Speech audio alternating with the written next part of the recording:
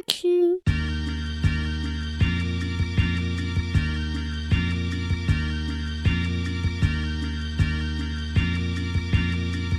Welcome back, everyone, to Coming of Age, the podcast.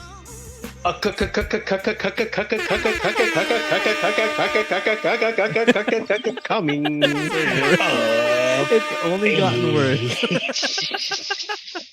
It has only gotten worse. At one point, Well, you didn't like that? Tony Braxton songs, sound effects, jungle effects. That so was sick. good. Since you good. dropped the Apache, remember you did the Apache helicopter thing? That.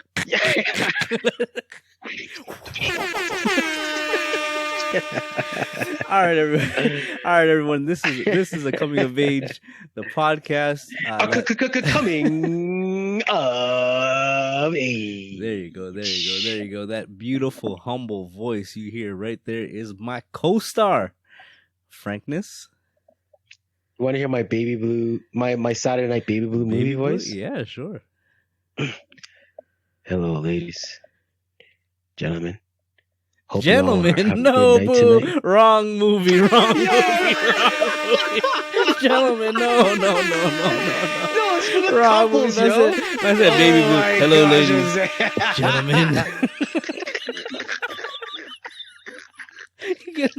What kind of audience you trying to get? What kind of audience? You just want everybody to listen to you. Baby Blue, the man said, yo, Baby Blue. I'm like, okay, let me hear the Baby Blue. Baby Blue song. Hello, ladies, gentlemen.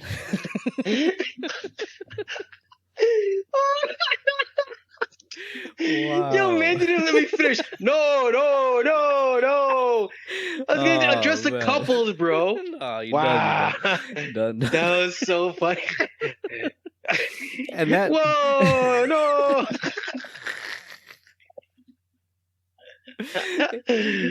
You still want to go or no? You still want to go? I can't now. I can't. Okay, and that. So, Actually, no, I can. okay, I can. Fine, go finish it off. Okay. Hello, ladies. Welcome to the. Boys. Been worse if you go. Boys.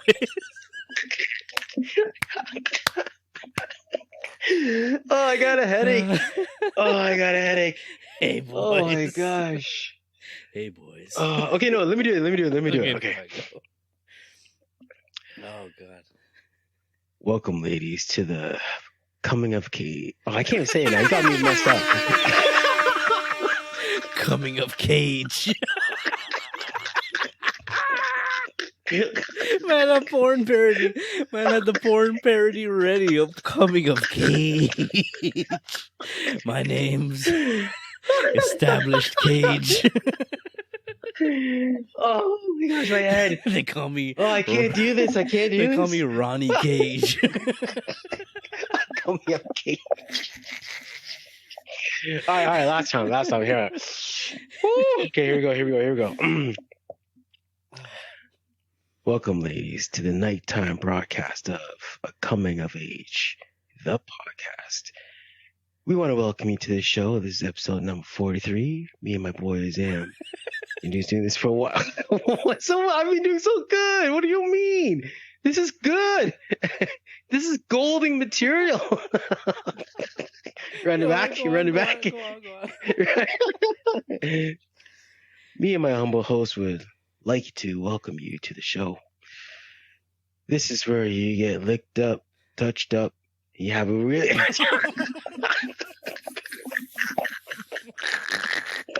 I don't know what Baby Blue. If you guys saw Azam's face, his eyes lit. This is where you're gonna get licked up. All right. Oh my gosh, that was good. So after 10 minutes of foolery, welcome to the show. If you guys haven't noticed now, it is where we just simply have fun, run the lines, and it is all jokes. Oh my gosh, trying to bring it back in. So listen, that's Ladies my gentlemen. That is my great friend That's Frank. awesome. My name is Azam, and we are at episode 43, coming of age. 43. 43, man. 43. I don't remember who's 43. Someone's 43. Pascal's 43. Pascal's 43, right? No, don't talk Pete. about that spinner. Nah, Top spin. come on, One man, trick giving pony. so much to us. Man, giving so much to us. Hey, I got some good feedback. Two things happened to me. I got feedback too. You do? Okay, so you go. Wait, let me give you your roses. My boy Bento. Shout out to Andrew Bent, who again is a soundtrack to a coming of age, a coming of cage. Coming of cage. He's a soundtrack to enter, to one leave. He linked me and quoted me something that you said about remember we were talking about showering, like when people don't shower like below the waist, that kind of stuff. He quoted me, he was dying. He literally, I said, "Yo, Bento," and he went right into like literally quoting you from that episode. So that was pretty jokes. And nice. then shout out Bento. Shout out to my cousin Riyadh in Florida who listens every single week. Called me today and was asking like, "Yo, where's the podcast? Yo, how come you guys didn't drop anything?" Yeah. And he was like, "I'm Frank." He's like, "Frank is me, and I am Frank." So you have many. He's like, he thinks like me. I think like him. He's seeing you on the same. He looks at things the same way. Yeah, very much. So a lot of big up a man like Frank. Yo, big up a man like Frank. So I just want to tell you that. Cece was like, "Where's the episode?" I'm like, "You told me this." Yeah. "Oh, we're recording Monday," and she's like, "Ooh. You guys are slacking, eh?" I'm like, "What?" She's like, "Yeah, it's gonna be done soon." I'm like, "Yo." She was joking though. He told me that. Shout out to a coworker of mine, Chris. Today we were at work and I dropped him the coming of age link, and man was listening to it while he's working. Sick. He's like, "Yo, let me know the link." So I sent him a text and he's like, "Oh my gosh," he's like. He came up to me randomly. He's like, "Oh yeah, by the way, Frank, I judge people all the time." And I'm like, "What are you talking about?" You know me, I can't remember last week's episode. Yes. I'm like, "What are you talking about?" He's like, "Yeah, episode judging people." I'm like, "Oh yeah." And so big up Chris. Big things. Great worker, great friend, and I appreciate it. And probably hear this tomorrow. and the reason why you're getting this is me and Frank have been battling a lot of scheduling conflicts. A lot of things have been coming up. A lot of things have been busy, especially on my end, Frank's end too. And both of us, yeah. But it's not like we weren't saying, "Yo, we got a link. So we actually saw each other on Sunday, but no bueno because that snowstorm was crazy. So, yeah, and everybody thought I had COVID. Yeah. So the backstory of that is that shout out Wong. So shout out to Wong. We were at Wong's house for. First of all, I just want to say I never had so many dirty looks in my entire life. We had to get together at our buddy Marlon's house on Sunday, and Frank started like getting itchy and watery eyes and sneezing and runny nose. So me, fathering me, I'm like, "Hey Frank, that's true. I didn't make fun. Yo Frank, hey, Frank. Yo Frank, you all right?" Like, yo, Frank's like, "Yo, this happens. Allergies that a dog. You playing with some dog, whatever." He's like, "Yo, crack the door open." The night before, I was hanging out with a dog, and then Marlon's house also has a dog. But we didn't know that. We didn't know that till after, right? My allergies knew this. The allergies knew, but I didn't know either, too. Or I would have been like, "Oh, yo, this guy has a dog." So anyways, Frank goes, "Yo, Azam, crack the door." I'm sitting right behind me is the patio door. And I go, he goes, "Yo, crack the door so I can get fresh air." And I go, "No, man, I'm not cracking the door. It's Wong's house, guy. I'm not cracking the door." He's like, "Why not?" I'm like, "Yo, I can't crack the door in the man's house. Man didn't say crack. You're the only one hot." And Frank goes, there's a group of guys. And Frank's like, "Anyone else hot?" No one's listening. "Anyone else hot?" No one's listening. You remember Story Wong? Of my life. Wong walks into the kitchen. And Frank goes, "Yo, I think you asked him, right? Or you said, 'Are you hot?' And he just laughed and he just sat down on the chair. I don't know why people don't take me seriously. Like I'm here asking. I'm like, I could be having a stroke. Man, just keep eating their chicken wings. And then Brian, funny thing about when Brian came in, Brian, who's Marlon's cousin. Brian, when he introduced himself to you, did you realize he said, "Hey, I'm Brian"? No, I didn't. To me? See you. He goes, "Yo, Brian, what's up?" And I was like, I looked at you and I started laughing, and then you just didn't even pay attention. I was like, he didn't catch that. No, I was in my zone, just probably trying not to sneeze. And the funny thing was, he was wearing a mask and you weren't. He was still like, "Hey, my name's Brian." If you didn't know, it's Brian. It's my beard. I don't know. But yeah, then when you left the room with the sneezes, Oh my! Brian was like, "Yo, man, what's going on with Frank?" And I was like, "Yo, man, the man's allergies going wild." He was like, "Yo, if COVID hits one of us, his wife's gonna show up." He's like, "Yo, my wife's gonna show up and cuss up everybody in this place." But anyway, that Here's was allergies.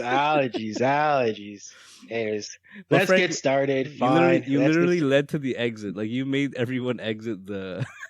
No, that's not true. That's not true. That's not true. You started the exit. You started exiting, and everybody's like, you know what? Let's follow this man with the sneeze. That's because we were all there for a while. I'm like, someone else is like, all right, let's dip. I'm like, all right, I'm gone too. Well, and everybody else followed. We're like, you know what? It's not my fault. I'm a good shepherd. Let's follow this man who's sneezing up this whole place. Yo, let's get out of this confined space. But okay, episode 43. Frankie, hit him with the topic. This is one of the longest intros we've had. Yeah, it's been a while, man. It's been a while. You know, we were a bit rough up and stuff, a little bit tired, missed a couple days, so we didn't get a chance to communicate with each other. So at least, we put a little time in right here. Yes, that is there. That is true.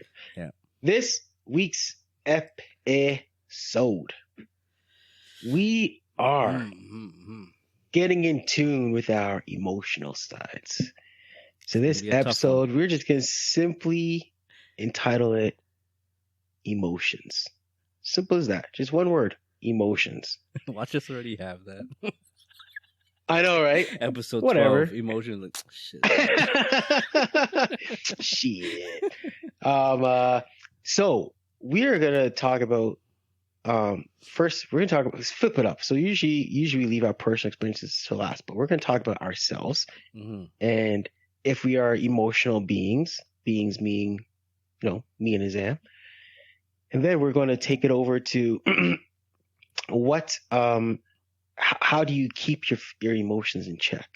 That's a pretty big one because that can apply to so many different scenarios. Right. And then we're going to finalize it with what might trigger our emotions or what situations have we been caught slipping with our emotions. And I'm going to ask Azam some questions too.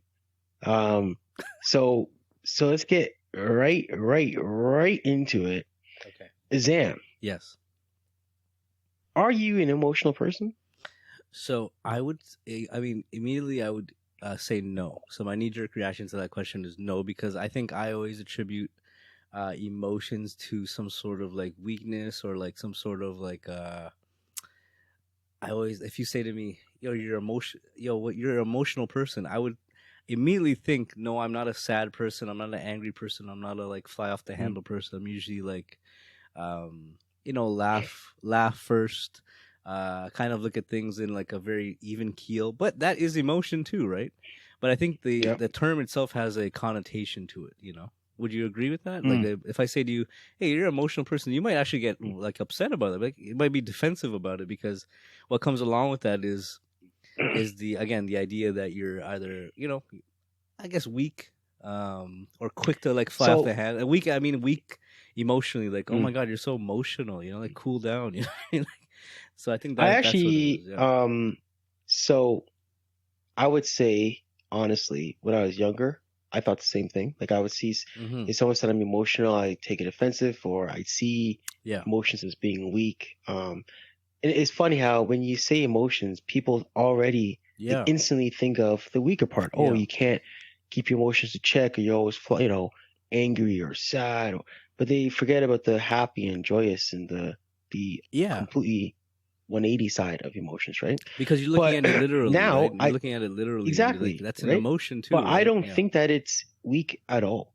I actually think that people who are emotional, I feel like they're almost more in tune with themselves personally, right?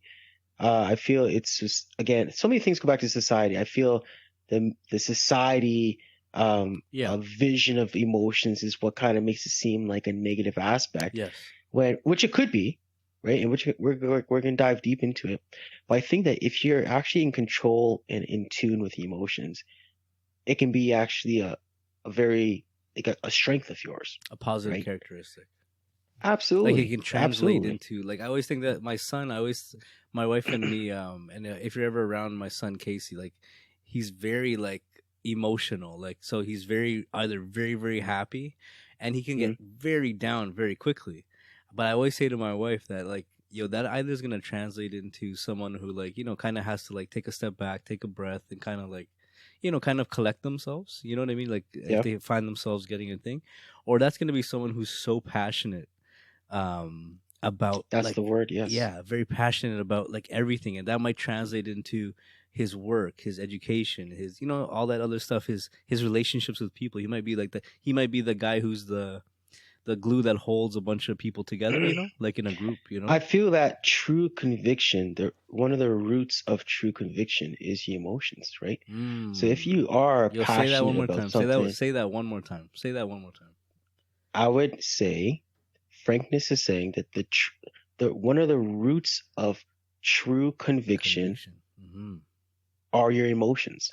Because if you truly believe in something or disagree, um, one can say that, okay, if you use just purely logic, and that's the thing, I'm a very logical person, right? Like I'm a realist, I look at things black and white, et cetera, et cetera.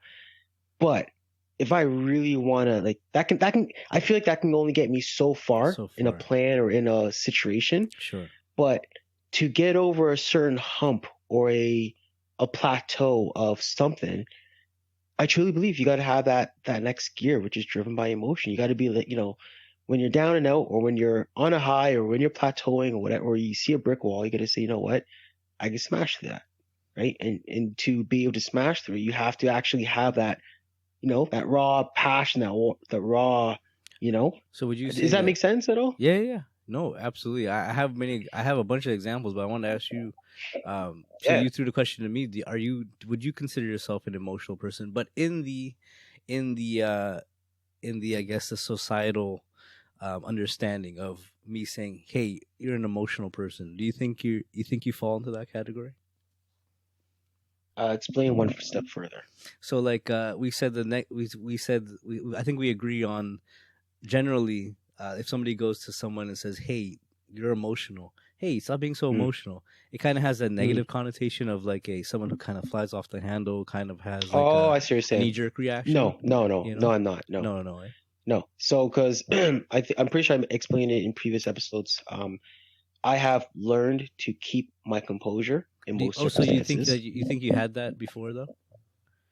No, no. I used to Oh, be quiet. more, not even quiet. No, I Hmm. used to be more reactive. Like my emotions were reactive, No, where I well, that's get what I'm asking sad. you. Sorry, that's what I'm trying to get at.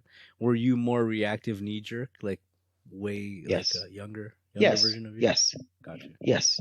And that also stems from growing up, like I was picked on, and I had less confidence. So automatically, when you put that all together, it's a recipe for natural disaster. But as you grow older and you mature and you find yourself, A natural how disaster. is, oh, It's an I'm like, yo, how's earthquake. this guy laughing at me right now? Earthquake happening But as inside. you mature and you get, gain some life experience, then you obviously you can get out of that rut, right? Yeah, like I always have a idea of, when you work somewhere, right? There's always someone who's like fairly loud and very like, again in the when I'm gonna mention emotional, I'm gonna use a societal understanding of it, right? So Mm-hmm. I always say that the emotional people at work are there forever. Like the lady who always complains, or the guy who always complains, or the guy who always like has something to say, the person who always makes their job seem so important, or like can magnify their Mm-hmm. position into sounding so important, when in truthfully, like, day to day, someone else could be hired to do that job, you know what I'm saying?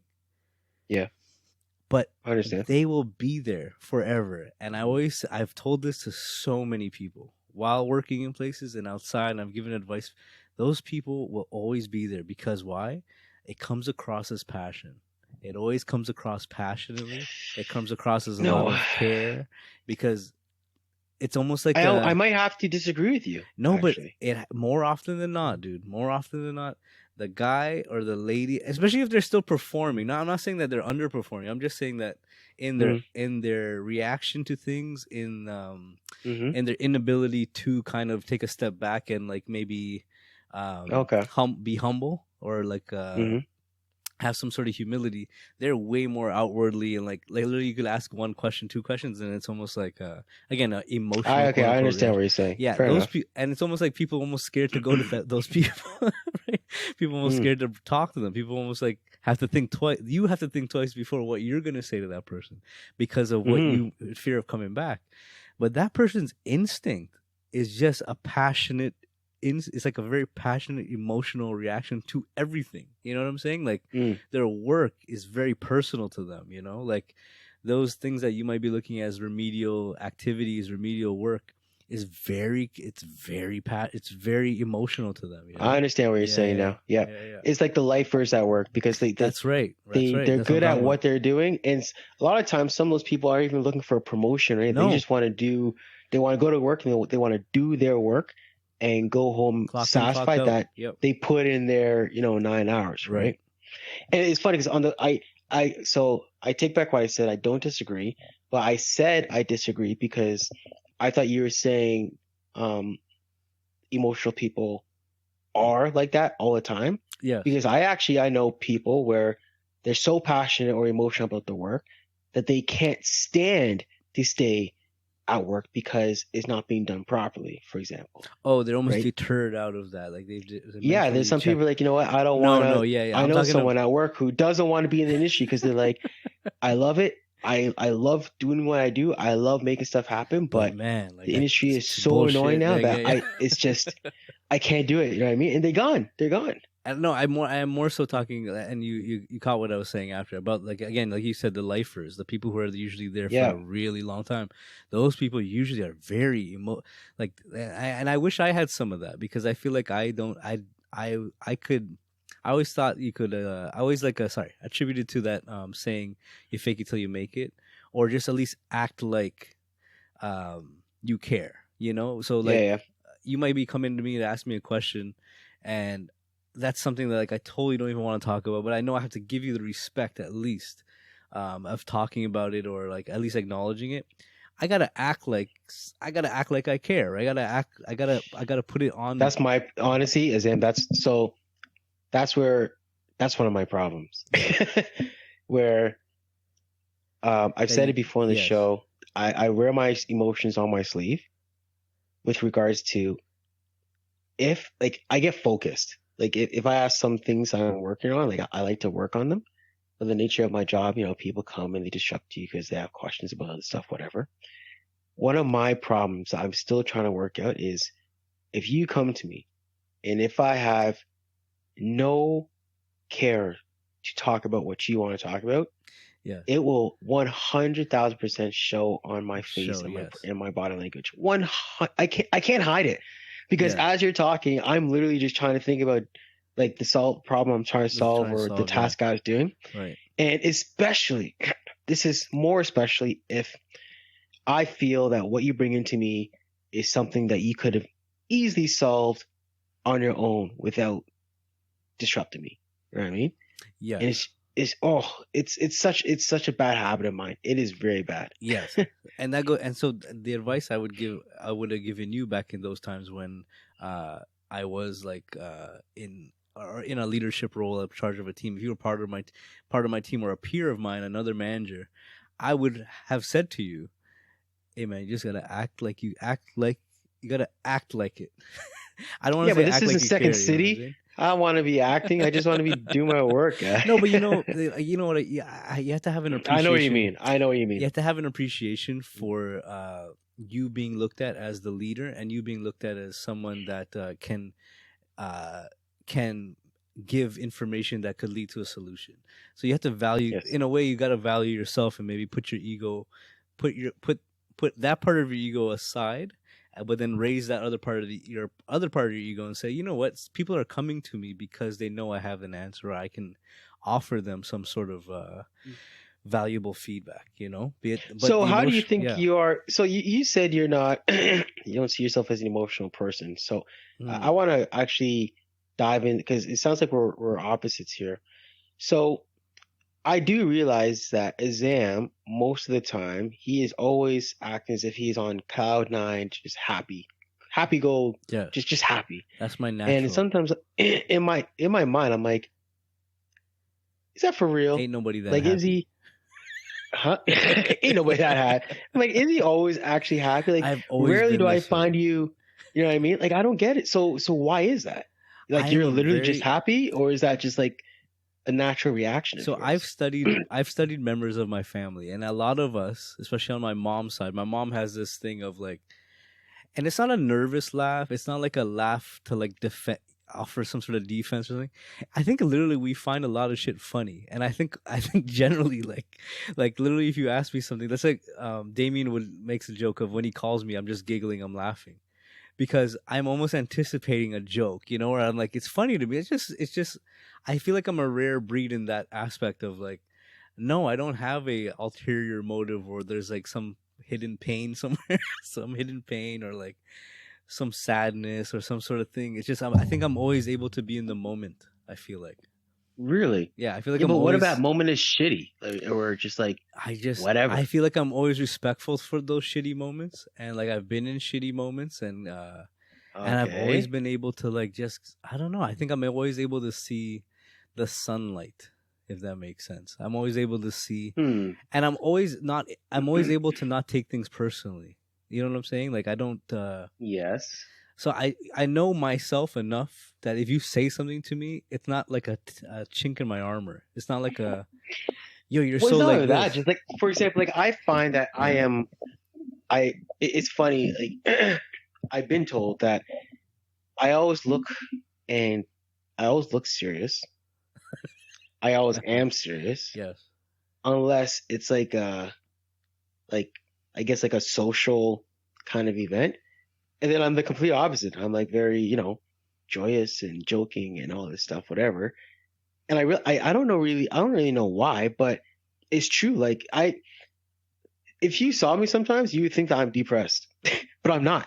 Like I'm literally just my Do natural. you? I guess just how your natural tone is happy go lucky. Yeah. My natural tone is just serious, unless like But see unless the there's a reason for me to be all like the flip side, I mean, the con to being the happy or having that, I guess, demeanor is that you're looked at as not being serious, right? So you maybe I like so I know that in previous places where I work or like places where I go now and travel to, depending on where I go, I can kind of tame it down, right? Where I'm not laughing or not being like joyous or being like yeah. overly making jokes. I guess I don't know what the word is, but like usually I'll go to places if certain places I'll go, like I've been up north and I'll go, hey man, how's it going? How are you? Da, da, da. And there's some other places where I'll go and be like, hey, hi, how are you? My name's Azam. I'm just here to do some work on the. It's I can play both sides, but I have to tell myself to not be that way, Mm. my natural self. So in some instances, does that make sense? Yeah, yeah. But it's in turn to not make myself look like weak or like this guy doesn't know what he's talking about. You know what I mean? Like kind of like a ditz, I guess. You know what I mean? Like or a goofball. Yeah, I think fair enough. So what about so okay, I can set the tone for this part. So what about actually so the other side of the coin where it's not so happy but actually, emotionally Yeah. sad or distraught or affected. I know that um uh and actually maybe no, we'll keep going. I was gonna say we can say this for the last part, but I know that I can sometimes, like you said, be defensive, Hmm. but not defensive where it's like, oh, what do you say to me? More so like, um, I get emotional if I sense that someone is either trying to or inadvertently trying to Make a fool of you or actually something. offend me or Yeah. make a Sure. fool of me, Yeah. or if they don't realize my potential. Like, Yes. for example, that's one thing with me, like at work especially. Um, if there's a situation where I feel like people aren't not taking my advice, that's not the case. But if people aren't even listening to me Yes. or like trying to hear what I say, Yes. I leave the meeting. And that's a way of me show my emotions that like I'm angry and like I don't care. Wow. Right? Mm-hmm. Because like I do care, but I don't care about your meeting anymore because you don't care about what I have to say. Like, why am I there? Like, I didn't show up just to listen to you, right? And but see, that takes a lot. I don't think that's a weakness. I don't think you're viewing it. No, as it's not. So that's what I was gonna say. Like, I used to. It's not like you're pouting and running. More of a strength now. It's not like you're pouting and walking away from a thing or like walking out of the room. It's like, hey, you know what? If I'm not going to be respected here, then I don't have to be here, and I can do other stuff. Yeah, exactly. Respectfully. And I used to like stay in the meeting and like you said, I pout or just like sit there kind of just like, all right, fine. But now it's just like, I guess there's negative aspects to it, but in my mind, I can't remember where I read it, but I read something along the lines of, if you find at any moment that someone is not making good value of your time, mm-hmm. go find another way to value your time. You don't know how long you have, A, and B, dollars can literally be translated into minutes. Yeah, time is money. Yeah, exactly. Time is money. So, I am working on that personally, just to try to not get angry but not necessarily not get angry, but not show it. You know what? And one way is just to leave. You had mentioned something early on, and something I've learned about you, where we are alike, is that we did have a similar things happen to us when we were, in school and stuff like that, like being bullied, picked on, and stuff like that. And I think what comes with that is like, especially when you're able to, like, you've worked out, you've gotten stronger. Your body mind mentality. Yeah, I've grown like physically. I've gotten stronger, and as that physical, I guess, capability started to develop, you start not wanting to hear that shit anymore, like that is still, there's a little boy in me still that I can be triggered with that stuff. Like, and in a lot of times I have to tell myself, I got 2 kids, I'm not doing that stuff anymore. Like, I'm not engaging, but there is something in people like us, man, people who were picked on stuff. There's a trigger there still, dude. I'm telling you, there's a trigger there still. Where, you know what? If you feel yeah. Sorry, no, keep going. Sorry, my bad. No, I was gonna say there's a trigger there still, dude. That if you feel like you're being like picked on, disrespected, your kindness. This is something that always used to happen to me. Like, your kindness is taken advantage of, taken as weakness, especially from other men, same peer group, where they're checking you, like in professional. You're not on the streets anymore, or you're in like a hallway. You're in like boardrooms. You're in like places of work. You know what I mean? Like, and I had to really, really, really try hard to change that, because if there was anything that would trigger me to be like, all right, I don't like arguing. So I'm quick to go, go outside. Yeah. I'm quick. I always tell man, let's go outside. And a bunch of my friends who listen to this always say to me, yo, why don't you ever talk about this? I'm going to talk about it now a little bit. But like, I was very quick to like push somebody, choke. Like, it's not right. And there's a couple times I did it at Best Buy, the places where we worked. And it's not right. Like, I would never condone you choke people? Listen, man, I don't know if you don't know those stories, I can't tell you those stories. But there's reasons why I went to like 5 different stores. Like, you always got to remember that. There's reasons why I was like in a bunch of different stores. I was still making, everywhere I went, I made a little bit more money. But there was reasons why I was able to go to different locations. Yeah. But look at that. It wasn't like, it was almost like they saw, just same way my teachers would see, that I wasn't a bad kid. They saw that I wasn't a bad person. They saw that I wasn't a bad manager. That the benefit of the doubt was always given, right? That, hey, this guy did this to this person. This person reported it, but we can't fire Azam. Like, Azam, let's talk about Azam. How come? Why did you do this? This is surprising. They have the mentality that if you did something, that probably means that the person triggered it. Someone had to do something. They triggered it. It means that they did something to you. Exactly. And I think, I earned that benefit of the doubt through either when I was in school, just being a good student. I didn't cause any. I wasn't like crazy kid in class or anything like that. Mm-hmm. And at work, I always did my work. I always led by example. I always was the leader in some form or fashion. Everywhere I went, I always rose to be in a leadership role, and that always came through. My trigger was though being checked or being taken as like again taking the kindness taken for weakness thing. So I went on a little bit there, but That's fine. those things still sit in me. Still, I still have that stuff in me, So, and now I just so tell if we roll myself to this. the Yeah.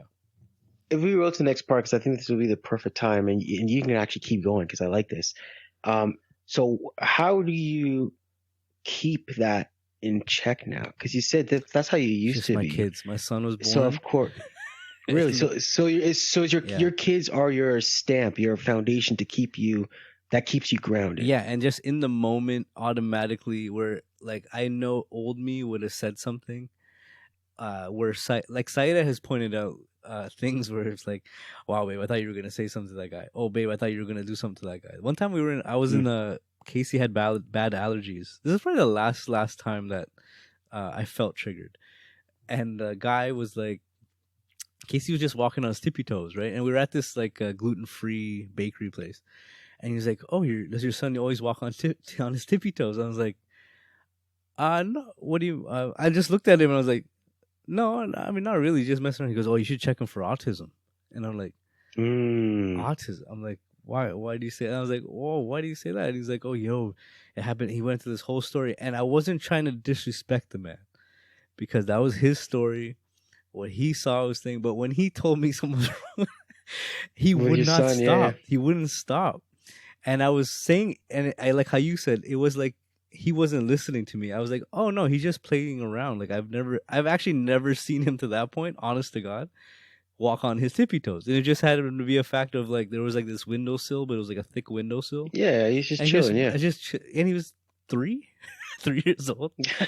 And he's like, oh, you should check him for this, check him for that. And then he's like, he said something else too. He told Saida there's another like disease or something like something that can develop in infancy and like and happen in adolescence and stuff. And I went to Saida and I was like, yo, let's go. And when she looked at me, she was like, okay, guys, sorry, we'll see you then. And Saida's not really that tells you alone that Saida's really more to be like, if I went to her and be like, hey, let's go, babe. Okay, wait, let me buy this thing at least. Like, at least let me. Okay, hold on. Okay, well, you want to go outside?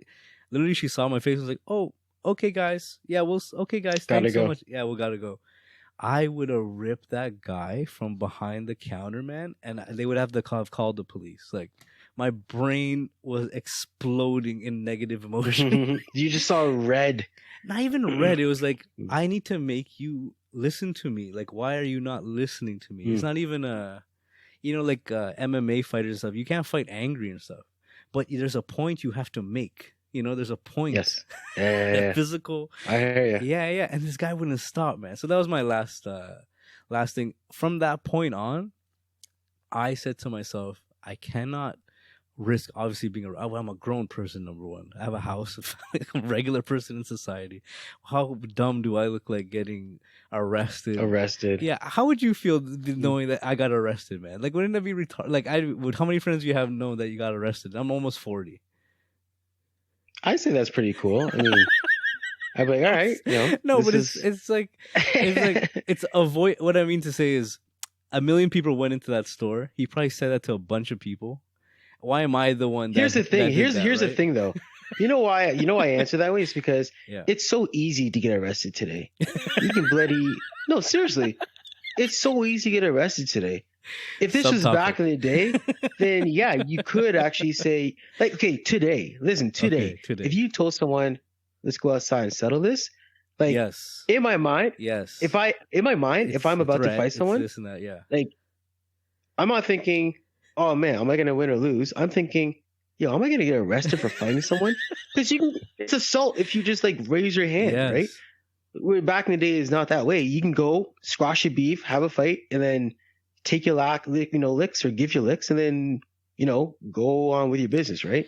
So that's why my reaction was that way. So it'd be it's funny you say that because I actually think it's. So I want to say this. I think it's actually okay, more than okay, to. Sorry, I'll switch how I'm going to say this. I don't think that it is healthy to always keep yourself in check or suppress yourself. Right. Obviously, you should have your limit to a degree, Right. but I think you must tell yourself, no, I am gonna, show a little something here, because obviously suppressing anger, sadness, or happiness, or joy, because some people do that. You might be really excited for something, whatever it is, and you might feel like around your boys or girls, whatever it is, you can't express that because you feel maybe you'll get made fun of, or they might not like a special reciprocate the moment same you kind of had, or energy. like you can't share a special moment you had with like a You your can't, boy. right? Yeah. Certain But things. sometimes sure. you have to, knowing that they're not going to care, but just because you got to release that energy and show that you are your own individual. But I think right? what's happening though. We mentioned, we were talking a little bit about societal meanings about things. But I think what's happening now is like there's this renaissance, right, about men and their emotions, right, where it's almost it is being encouraged, right, Hey, for emancipation. men's health is being promoted like crazy Big right now. time. Yeah. Crazy right now. Because not to take away from women, don't worry, don't get me wrong. Women definitely have their demons in their daily society, stigmas, it's just called, that they have to deal with. But men absolutely do as But well. And imagine that saying of like, yo, if a guy goes on and on, or he's like going on about something, he's like, yo, this guy's acting like a bitch. This guy's acting like a girl. This guy's acting like a woman. Yo, stop acting like, right? There's like all of that connotation. Yeah. But it's not right, right? And like I'm guilty of that for sure. But it's not right. So what I see is there's this turn, right? There's this turn happening, like you're mentioning there. That there's a turn happening, man. That like, and I think it's absolutely necessary. Yeah, for sure. 100%. Because that's the thing with me. I guess I'm the opposite, where if I feel a trigger is coming, here's the thing. A lot would have to happen for me to have a trigger coming. A lot or a little, sorry. Little being, it just has to be like, maybe I get caught at that one moment where I just should not have you should not have approached me. Maybe because I was dealing with other stuff, and I might have a trigger where I lash out. But on the other side of the spectrum, normally you have to say some pretty ridiculous stuff, or really be trying to push my buttons to get me to really like react, right? It's like, this is the first level reaction where I might, just put you in your place, like, hey, don't say that, or hey, can you please respect me? Maybe just a little bit, have that sarcasm kind of tone. Yeah. But for me to actually turn into a real a-hole, you gotta actually either say something pretty significant or say a whole bunch of smaller significant things, right? You remember the last time, like I mentioned my last time probably, and I mean, and to go back to that a little bit too, a week ago. Is that a week? At work a week ago. I don't usually lash out very often. I don't know if I told you this. No. But I was at work, and actually, same shout out to Chris, he was there, and I was talking to my foreman. We were going over some stuff. We're in a meeting, and the site supervisor of the general contractor, came up to my desk, sat down, and interrupted us. And I'm not going to go into details of what we're talking about, but he's trying to give us a directive that I didn't believe made sense. Let's just put it that way. Okay. So he's like, oh, you guys have to be out of here by this date. I'm just like, in my mind, first, I'm like, okay, first you're interrupting me. Second of all, you're giving me like a direct command, without any like reason behind it. And Right. Third, no, right? Like, we still have work to do. So I'm just like, well, hang on, man. I'm like, that doesn't make any sense. Showed up, said something, and it's kind of like, yeah. Exactly. So that wasn't the part that got me triggered. The part that got me triggered is when I was talking reasonable, and I'm like, well, hang on, that doesn't make sense. He interrupts me. He's like, no, it doesn't matter. You got to get out of here. I'm like, I hear you.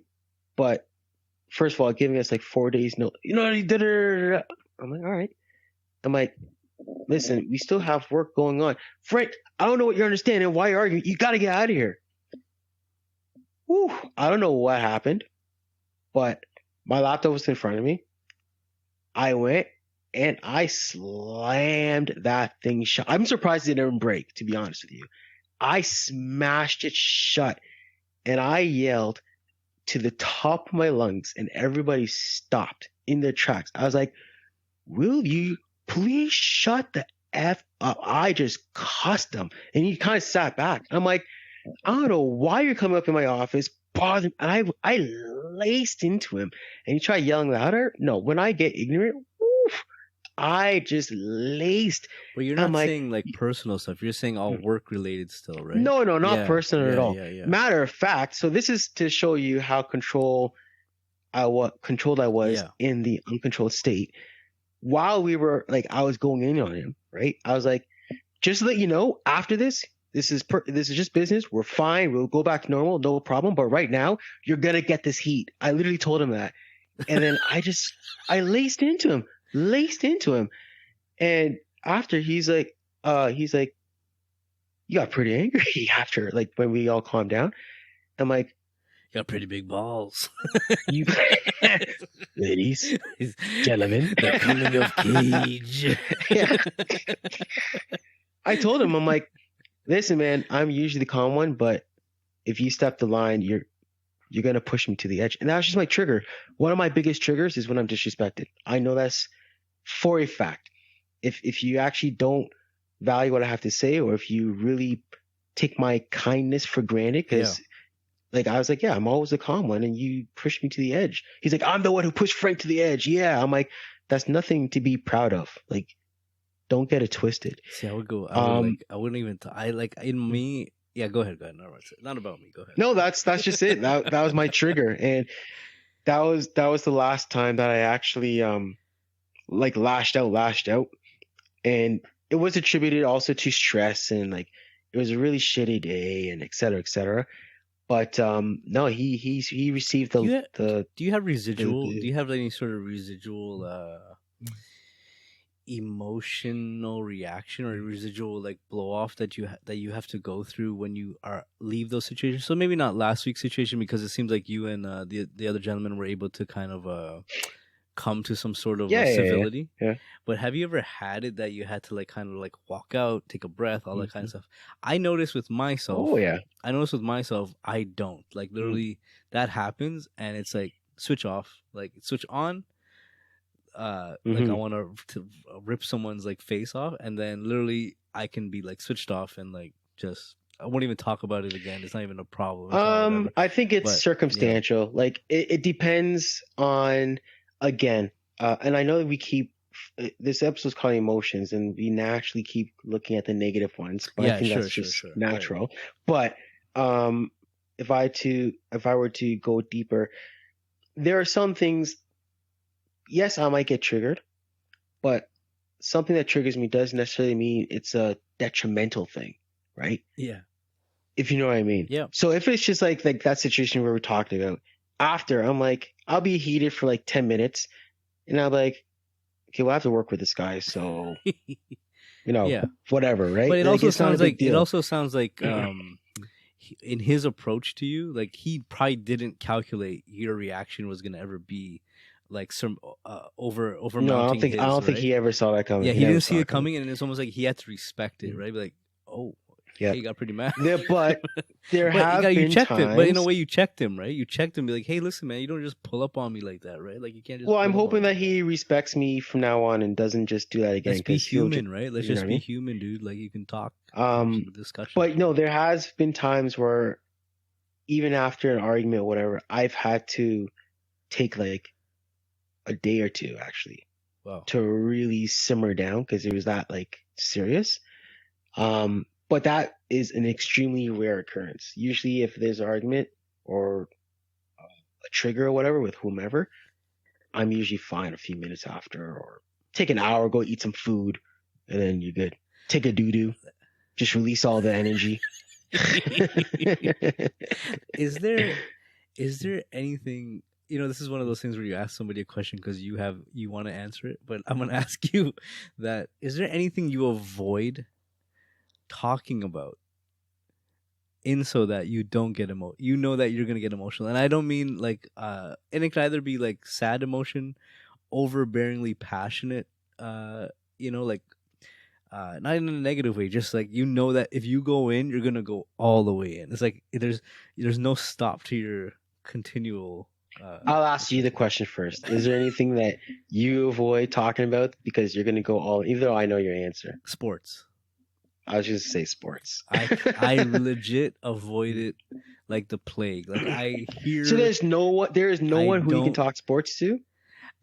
Yeah, there's a handful of guys. Like I can talk to like with the guys we know. Like yeah, I can talk to Chef. I can talk to Woods. But I also like I just mean like if you go to a bar and just start like small talk, I like just the other week I got into this guy was talking. So were you sweating when I was talking about the tier system? Like you were actually no, I love that stuff. I love that stuff because I imagine those kind of things myself. Not that specifically, but I imagine a lot of that stuff. But the other week, I got engaged in this thing at All Stars. Shout out to All Stars. About Russell Wilson, your boy, Seahawks. And this guy, I made the mistake of saying, this guy said something to me because I was wearing a Bears hat. And that's usually like the first thing, right? Mans want to talk about, right? Like football or whatever. And I engaged this guy a little bit. And I knew I gave him too much that he'd want to come back. I should have just been like, oh yeah, something, and just bunned it. But I gave him something more. And I mentioned Russell Wilson. And this guy went off, and I could not enjoy my food. I couldn't enjoy my really? wings. That bad? It was too much engagement, and I in myself was like, "Yo, man, just stop, man," because he's talking emotional stuff. I'm like stat guy. Like in my mind goes stats, and there's favorites and there's best. That's how I always look at things. There's the favorites. You can have your favorites. But there's the guys who are the best, man. You can't argue with certain things. So you're saying Russell wasn't the best, or wasn't a top, like a best kind of guy? Well, at that point, he was in the running to be MVP. I was saying Russell was probably the MVP about 5 or 6 games in week 6. Yeah. And I was saying see, look, you're going to engage me. See, look at that. I asked an innocent question. And my brain goes, yo, he already had X amount of yards. Yo, he already had X amount of TDs. He already, his defense is failing him. It's not really him losing these games. But the turnovers are mounting. All this shit's happening to my brain. So you were getting upset because the guy was not in agreement, or you were emotional because anything about sports, even if someone agrees with you, you just go too deep. Yeah, because my brain is so deep in historical reference, and I watch everything. So I already know you didn't watch this shit. Like I don't want to, and like when I hear shout out to my boy Forbes, but Forbes don't even have cable at his house, and he's telling me about like basketball games, who's good, this team was good, he's going off like Sportsnet highlights, man. Like, yo, you didn't even watch the game, man. So my brain, yo, shout out Forbes though. Shout out Forbes. Oh, I love him. It's not his fault he doesn't have cable. That's another long story. But yeah, just that is something that like I can get overly I can be baited into that, and I can overextend myself into something where I don't want to be. So I tend to not really talk too deep about it. Yeah. How about you? I don't think I have anything that would like, trigger me to. Like, is there something quite a bit about, but that, like, say you go to talk to me and I start saying things that you could be like, what? No, man. Da, da, da, da. No, what are you talking? Yo, no, man. Da, da, da, da. Just engineering, and that's it. That's just engineering. No, actually, I don't ever even care about talking about engineering, to be honest. The guy shows up, he flashes his pinky ring. He's like, "You got your ring." That's hella weird. No, like, I'm just like, nah, just leave me alone. You got your ring, Cage. Oh, you know what? I guess. I don't even know if this even qualifies, I guess, but when those like really, really strongly opinionated feminists come talking to me. You're gonna say girls or women, yeah. Like obviously I appreciate feminism. Oh boy, but here we go. When like when the real, feminine. The fake ones are the worst too, dude.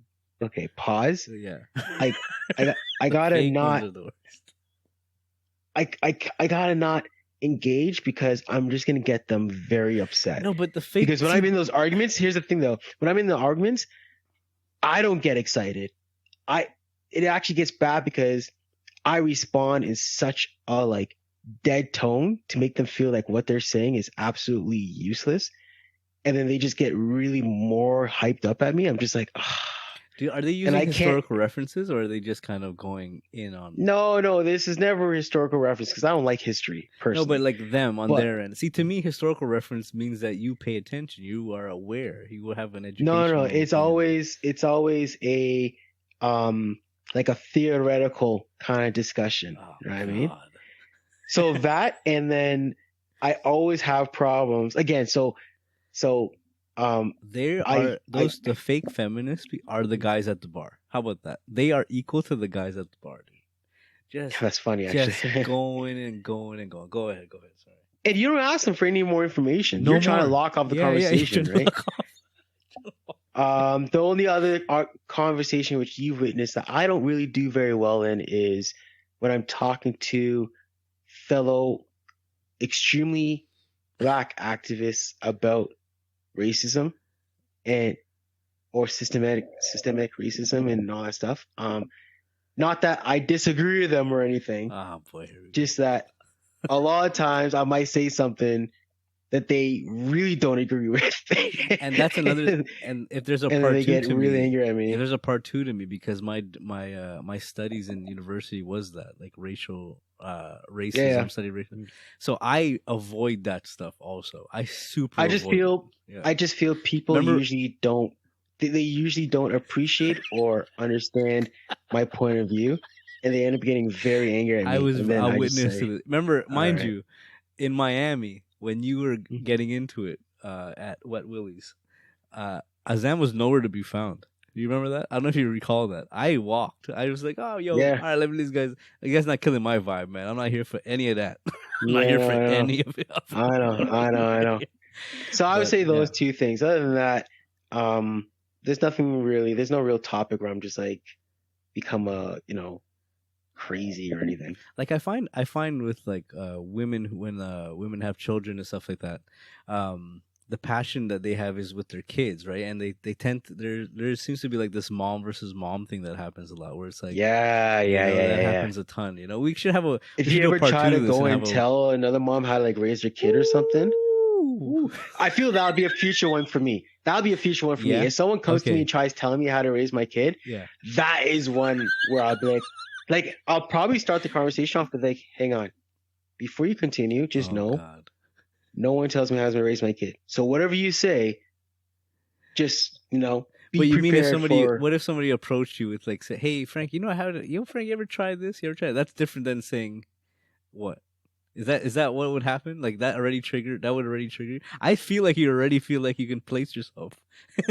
Like I see. No. Okay, so you're going through it in your mind. Like if I was told. No, here's the thing. It's okay. Here's the thing. I don't want advice if I don't ask for it, kind of thing. It's like if I'm fine, if I think that I'm raising my kid fine, no issues. Fine, if someone just comes up like, hey Frank, you should discipline your kid. It's like the guy at the bakery. I'm like, excuse me? I'm like, yo, screw off. Where did you even come from, right? Yeah, it's like bakery. But if I go and if I say, I'm like, man, I don't know how to do such and such for my kid. That's different, right? That's different. That's me openly saying, come through and give me a little bit of knowledge, right? Yeah, when you have kids, people just offer you all kinds of like ideas. Hey, do this. Hey, make sure you do this. Hey, make sure you do that. And you're like, you first of all, if they're like, I've seen your kids. You're letting your kid play outside in the rain. It's like, yeah, were they gonna get sick? Good. Oh, that's not good for them. It's like, how do you know? It's like, how do you know? Like, get out of here, yo. Go watch. Where's your kid? Where's your kid? Yeah, I can really see you're placing yourself like legit in those situations. Do you want to put a bow on this? You want to? I want it to be the point where like I can be whip my kid's ass, and someone comes and says, "You shouldn't beat your kids. You shouldn't beat your kid." And I want my kid to be like, "Yo, don't talk like that." Yo, daddy, whoop my ass if you want to. I'm like, yo, that's right. You know what's so sad about that? Casey respects me so much. One time he was in trouble, and then Saida was telling me to like stop yelling at him, like don't stop talking to him like that, or like I was saying anything bad to him, but I wasn't letting up because I really wanted to pound home the point. Yeah. And he starts like crying and getting sad, and he's like, "You're making the boy cry," and he goes, "No, mommy, it's okay. He's right. And I was like, Oh, he's right. He's like, he's right. I was like, oh man, it's too much. It's too much power. You know, like the Kanye song. What we could do so much power. Too much. You know. But no, it's funny. That's that we can make that a future topic. But like, I like to think that if like me and Cece were having like a public like argument, if some guy came up and said, "Oh, you shouldn't talk to your girl like that," I want to be like, "Who the fuck are you, bro? Yo, I'm talking to my man. Yo, get out of here." That would be hilarious. Anyways, let's put a bow on it right there. That's where you put a bow on it right there. Okay, we're putting a bow on that segment of the show. That again, this is another one of those, I think, part twos. And I think this is one of those. Yeah, this is a nice one to have someone on. And we always say that we have nobody on. We have to get a female on. I keep getting a cuss saying you don't have no females. Yeah, me too. I'm like, ugh. All right, yeah, one day. But it's that time again, Frank. That time. This is the last time. This is the last time. This is the last time I'm all grown up. And I have no idea. What song is this? It's I forgot the words. It's Trey Songz. Get out of here with the Trey last time. Your generation. See, you're younger than me. Trey Songz is in your thing. Trey Songz not even in my playlist. Dude. Trey Songz. Yo, Trey Songz is legit, yo. Yeah. That like weird, like yelled at. What kind of Asian porn soundtrack was that? The coming of Cage, Part 4, Asia. Wow, Asia me horny. Sorry, Mom. Okay, friend. It is time this week for everyone's favorite segment. Spittin' in 5. Bop, bop, bop, bop, bop, bop, bop, yeah. Nice. How you know that song? You don't know Trey Songz. Yo, how you know Hanson? That's my better. Yo, how do you know Hanson and you don't know Trey Songz? Are you kidding me right now? Yo, this show is. Yo, this way guy too was just good. making fun of me This for not way knowing. Too good. Yo, hang on. How are you making fun of me? Because I know Trey Songz, who makes baby making music, and this guy is singing along to Hanson like it's nothing. Yo, listen, because Trey Songz was around during Usher. I thought you were Jane and Finch man's. No Jane and Finch man is so Hanson. In there, guy. Hey, but man, you bumped to Hanson? Pop culture. You guys ride around Jane and Finch bumping Hanson? I got TVs and Jane and Finch, man. Yo, man, yo, baby, yo, you better my money. Drives away, all he hears, in his whip. Sheryl Crow CDs in the back. Shania Twain. I feel like a woman. My lighting up full of Jane and Finch. I feel like a woman. Lighting up Jane. All right. For those of you who don't know, Spittin' in 5. If you don't know, you live under a rock. You're just unaware of your surroundings. You don't listen to the podcast, the hottest podcast on the planet. The show's too good. I'm going to say it. Show's too good. The show's too good. For us to, in this show, you can hear about Hanson, Trey Songz, Baby Blue. It's just too much. Shania Twain. Baby Blue. It's the best. It's the best. I don't know another better. I don't know nothing better, man. Go ahead. You don't know. I come up with the topic. Azam has no idea what it is, and it's usually just the most random topic I can think of, and it's always jokes. We talk about it for 5 minutes. It's not really 5. Don't time. It might be 10, might be 20. Don't worry about it. This week's question. Mm-hmm. Do you have a common daydream, and what is it about? Wow. Mm-hmm. I can't Now, share if I were to that, explain man. a little bit better, huh? I can't share What? that. I can't. You share that. 100% It is have to. I'm going to share mine. Okay, go. You go So first. again, the question is, do you, because I feel like everyone has one. Do you have a common daydream, meaning something that you actually think about I can't often? share that.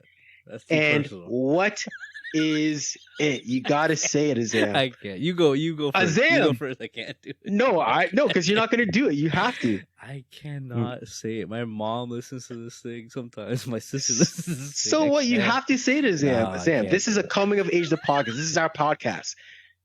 You would be define the whole purpose of the podcast. if You know don't what? tell I'll us it say is. I won't say the I'll there's a couple of them. I was just gonna say that there's a G-rated version of something, and I will say that I do daydream quite a bit about how my son or daughter Having will the power look. to fly and picking up people as a taxi service and making money.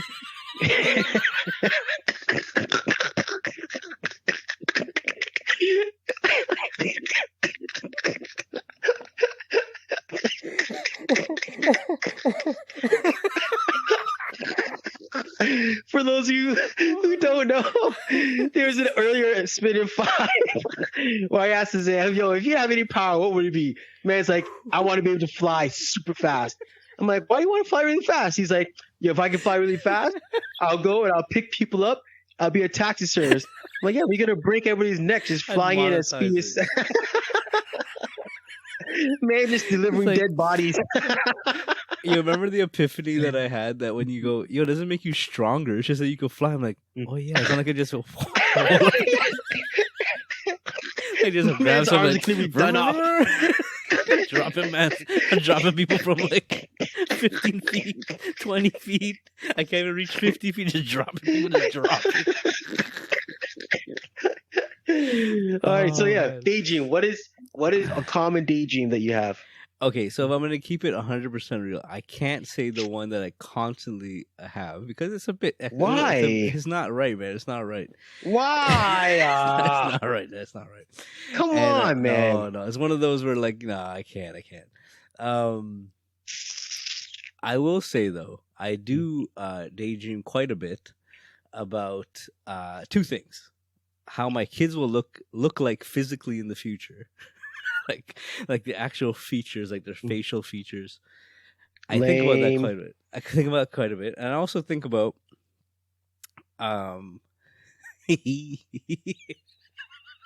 Okay, this one's juicy. Here we go. I can't do it. I can't do it. Here I we tried, go. I No, tried, man. I tried. I Azam, tried. I can't get it. don't out, get dude. me angry right now. Do it. Okay, you say yours, and maybe I'll have enough. No, gusto you're to not gonna say say yours. No. Say it. What is your it. If you say daydream? yours, I might have enough gusto to get one out. Go. Man, if I you knew you want. weren't man enough to say it. I'll say it right now. I have Mhm. two daydreams that I like almost every single day, to be honest with you. One, I 100% always daydream that I have like the powers Yeah. of Goku You and lost from me. Dragon Ball. You lost me. And I always daydream that I'm on a mission. I'm with a group of people, and for everybody to get away, I have to stay behind and fight this thing called, I always call it the echelon. Always. This is like a daydream that I do every single time. Okay. And they're like, Frank, oh, you can't do it. You know, they're too strong for you. I'm like, you guys don't know yet, but you'll see. And then I send them off, and then I actually tap into this secret power I've been hiding, and I mash up everybody.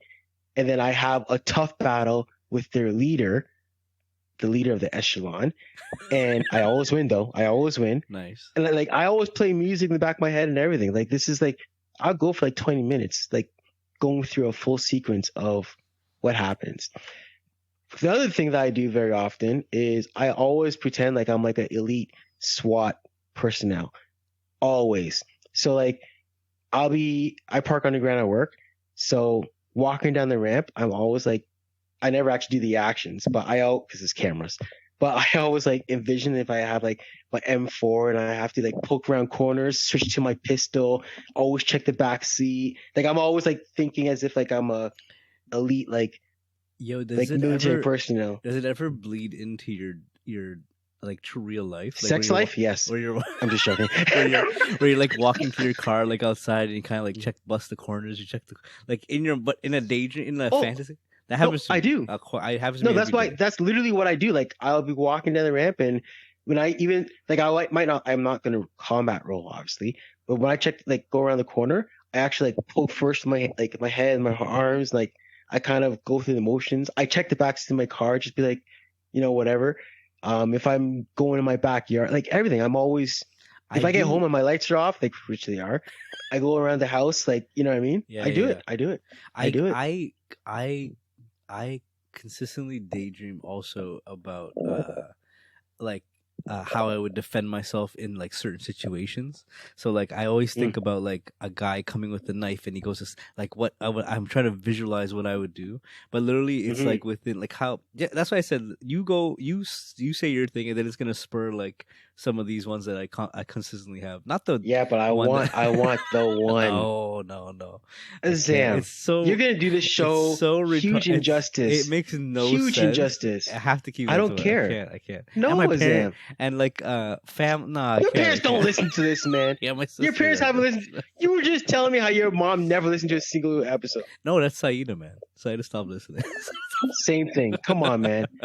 You're doing this show injustice without telling us. That's one of those. You know what? That's one of those. If we ever make it somewhere, I will say it. I'll say it.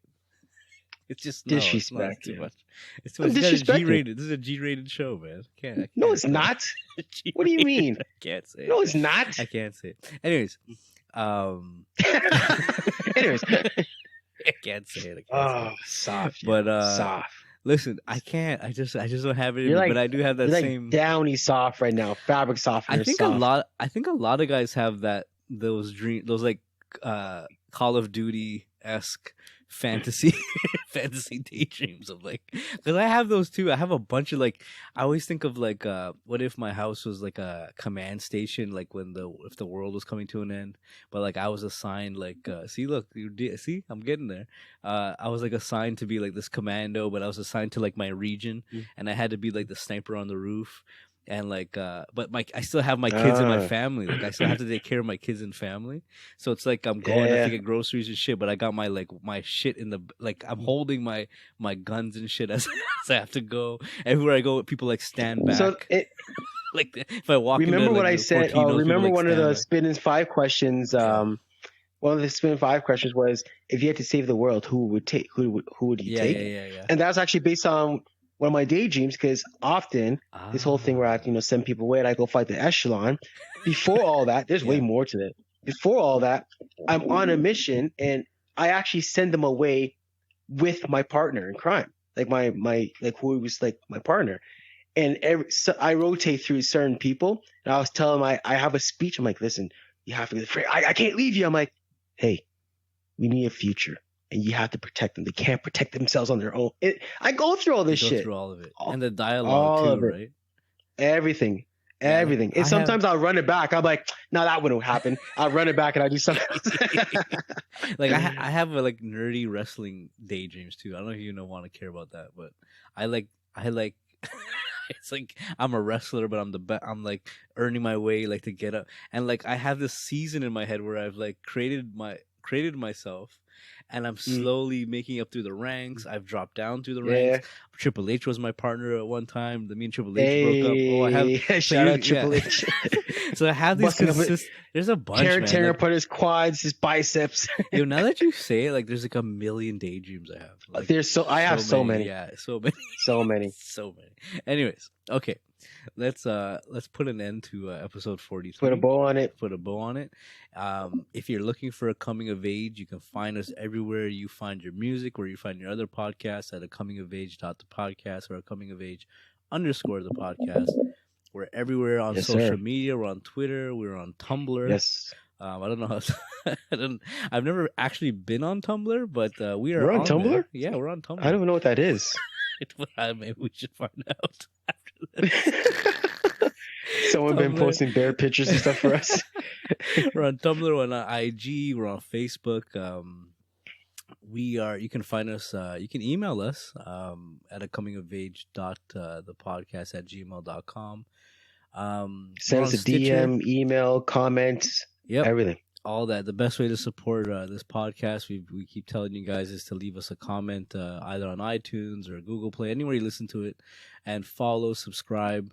I was also thinking we're also on Stitcher, so I know a lot of vehicle, On what? Stitcher. So it's Stitcher's an app that's in a lot of vehicles now. Sounds like a dating app. Yeah, it does. But we were always on it, but Stitcher. now it seems to be like they're kind of more frequently in a lot more vehicles that are out there. So we're on Stitcher and all that stuff. And what's the new one that turned over? Amazon Music. Amazon Music. We got added a few weeks back. So yeah, you can find us everywhere, guys. Frank, any last words? Episode 43. No. A Come of Cage was awesome this week. And we had plenty of laughs.